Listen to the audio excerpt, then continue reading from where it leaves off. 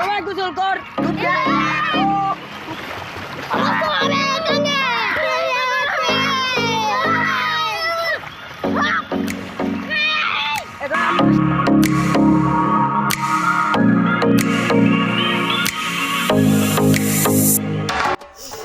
আসসালামু আলাইকুম গাইস, সবাই কেমন আছো? আশা করি অনেক অনেক ভালো আছেন।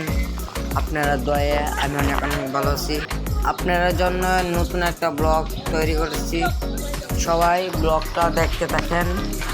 কিছুক্ষণ সময়ের ভিতরে আমরা গাঙ্গো চলে যাবো, সবাই ব্লগটার সাথে থাকবেন।